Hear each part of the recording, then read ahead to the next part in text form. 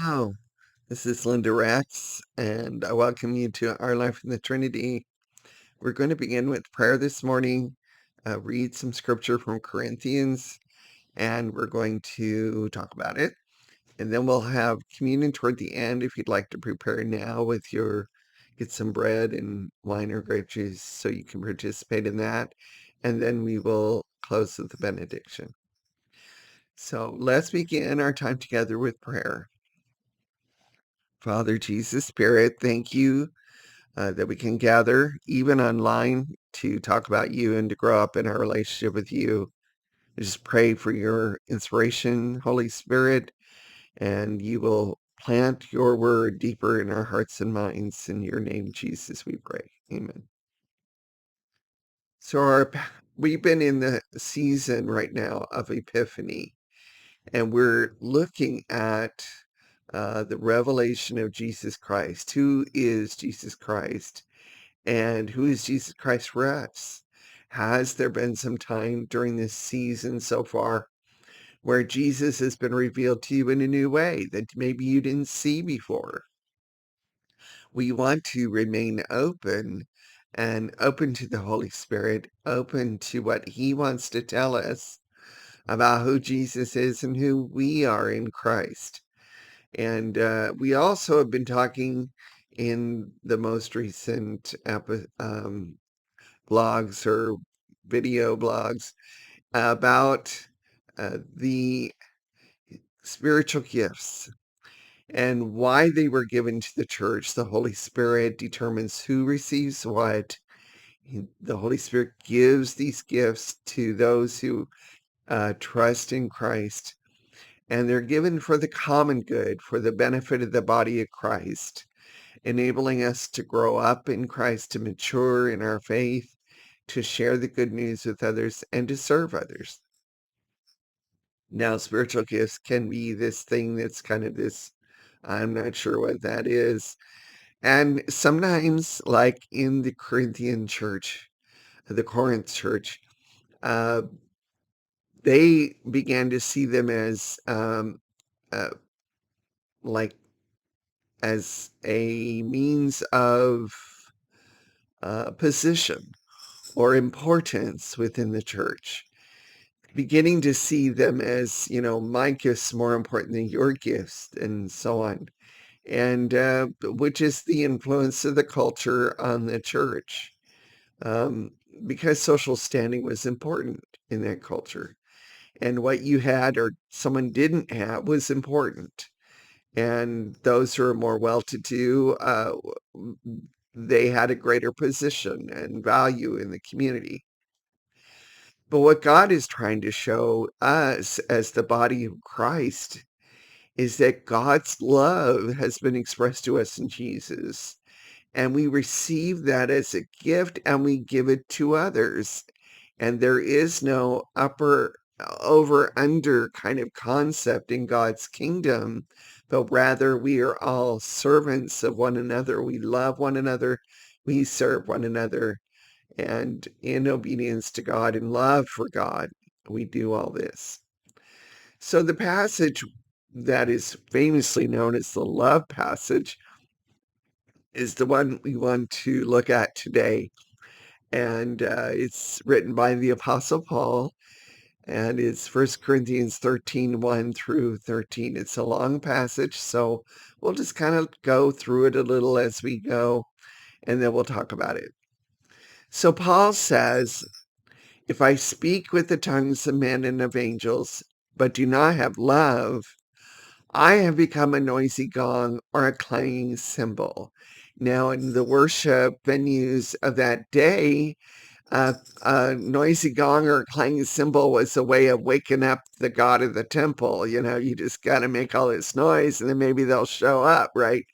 So, but what he's saying is speaking with tongues, which was a prized spiritual gift back in the Corinth church. Paul was saying, without love, it's just not really that important. It's just a bunch of noise, just making a lot of noise. And then he goes on to say, if I have the gift of prophecy and know all mysteries and all knowledge, And if I have all faith so as to remove mountains, but do not have love, I am nothing. That's a pretty strong statement because, especially as we get into serving God and trying to love Him and know Him, and we can get knee deep in theology and think we have all the answers. And really, apart from God's love in our hearts, self-giving, sacrificial love, we're just nothing. And Paul's pretty strong about this.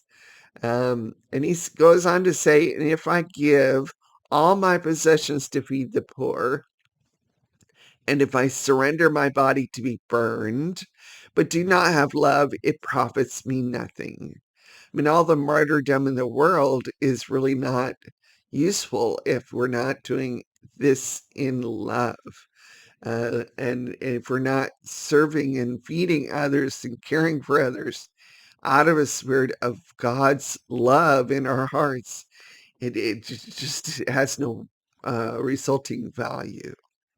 So Paul's pretty strong about this, and he's drawing upon the life and ministry of Jesus Christ. So he begins to describe what love is, what this agape or self-giving sacrificial love is. Love is patient, love is kind, love is not jealous, love does not brag and is not arrogant, does not act unbecomingly, it does not seek its own, is not provoked, does not take into an account a wrong suffered, does not rejoice in unrighteousness, but rejoices with the truth, bears all things, believes all things, hopes all things, endures all things. And that's a pretty good description of our Lord Jesus Christ, the triune God of love, Father, Son, Spirit. That's love described for us.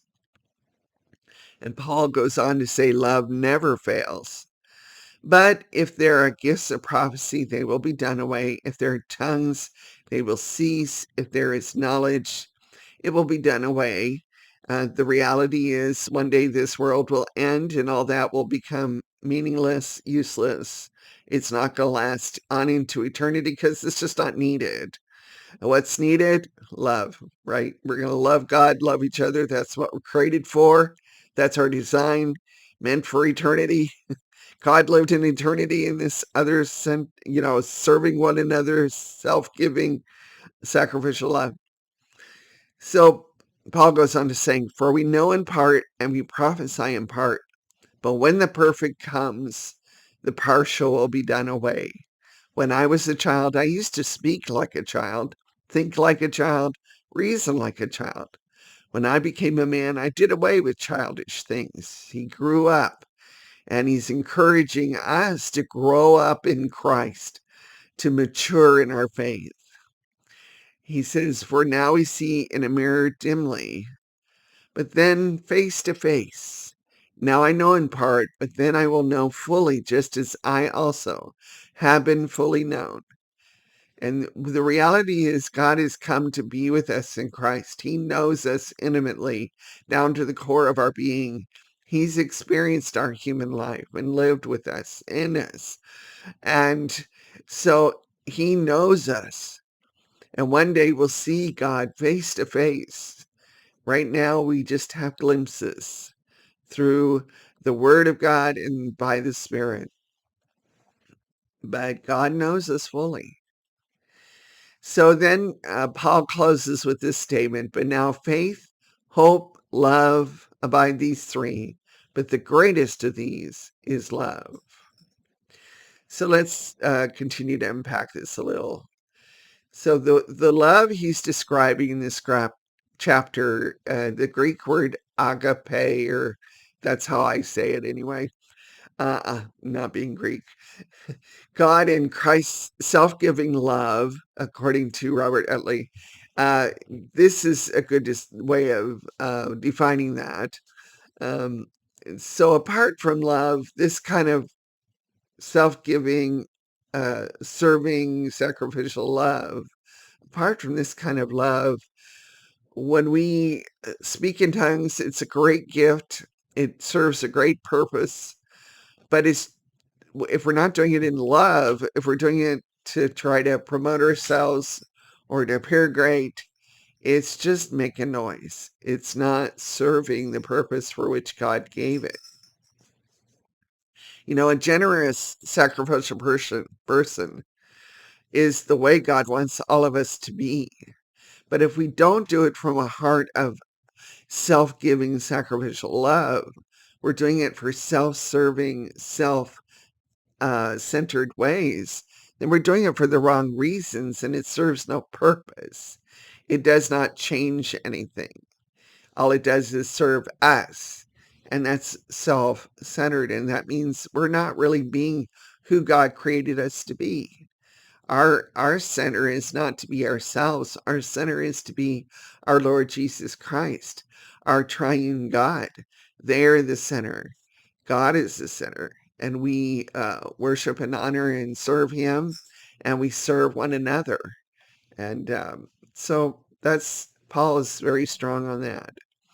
And he says that, if we're a preacher or preaching the good news or we're doing miracles, great. That's awesome. That's pretty cool. It's a good thing that needs to be done in this world. But if we're not doing it out of a heart of self-giving, sacrificial love, we're not doing it for the right reasons.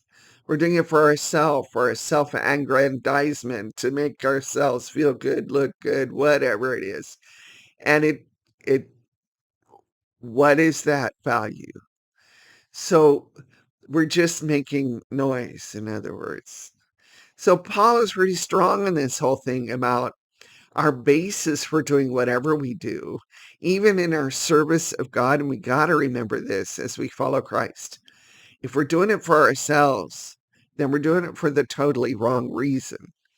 We do it out of other-centered, self-giving love. Other-centered meaning Christ-centered, God-centered love. So what are our motives for doing what we do in life? Do you ever think about the motives for doing what you do? Why do you do what you do? Sometimes I look at myself and I'm thinking, what in the world? I'm doing this for all the wrong reasons, and I don't even realize it. But if we don't take time to think about it, to ponder it, to reflect on that, then, we don't grow, and we don't learn, and we don't reflect Christ. And the truth is none of us can do it out of a heart of love, except that God sheds his love abroad in our hearts by the Holy Spirit. It's God's love by the Holy Spirit poured into us that makes us a loving, caring, giving, serving people, sacrificial people. So apart from God, Christ in us by the Holy Spirit, apart from God's grace, we're just making noise, in other words. So we want to put on Christ. We want to put on Christ in such a way that we truly express the humanity God created us to have, to be loving, to love God with our whole heart, soul, mind, and being, love our neighbor as ourselves. We put on Christ by the Spirit so we can do this. We begin to live out the truth of his word, who he is. This passage is a good description of Jesus. And you can read through it and put your name in there and ask, okay, how am I doing in this?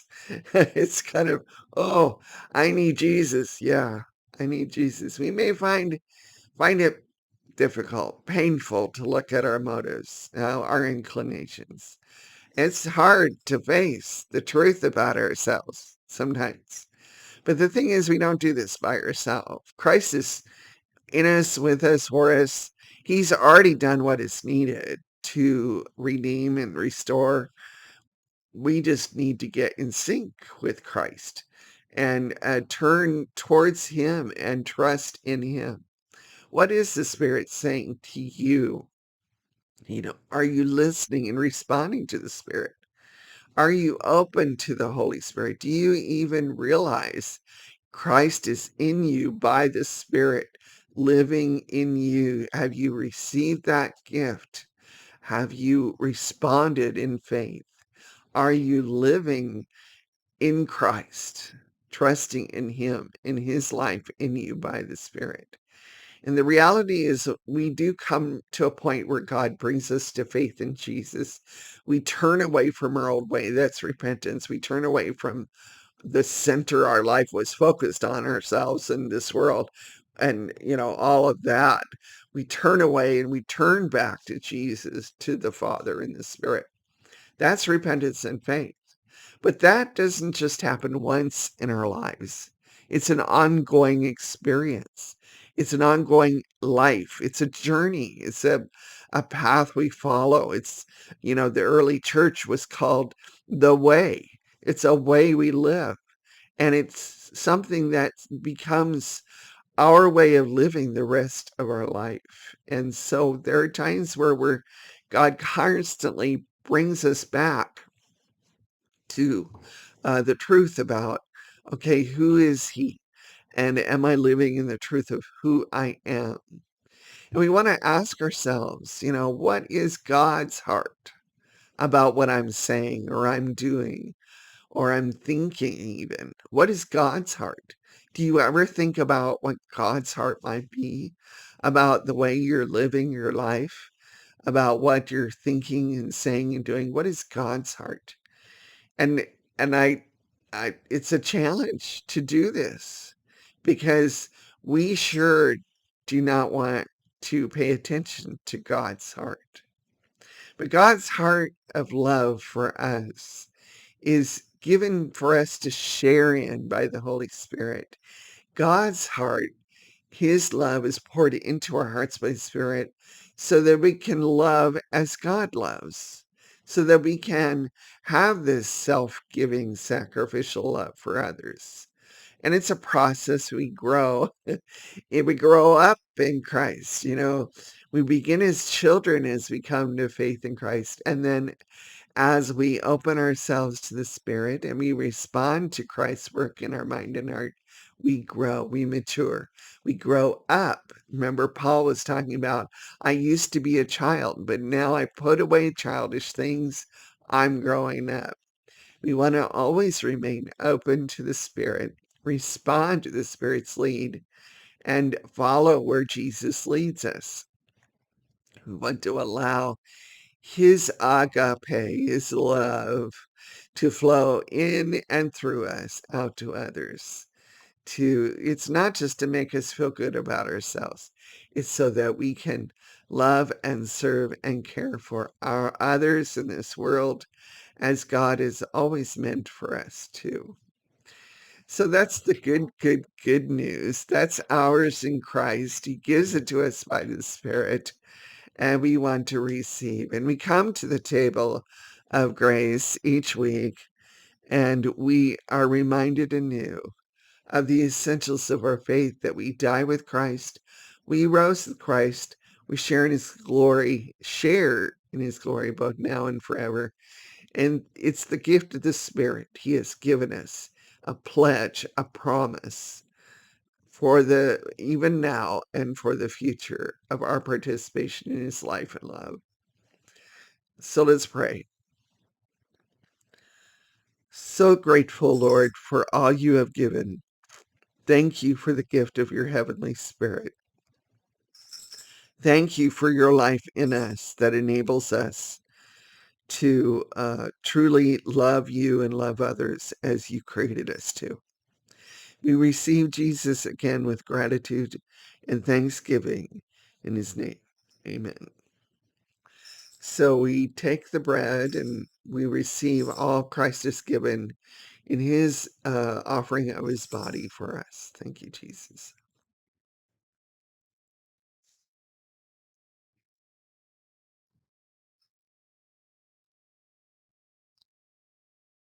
We take the cup of the covenant. Jesus has made a covenant with us, a promise through his blood shed on the cross. We receive all he has given us with gratitude and thanksgiving.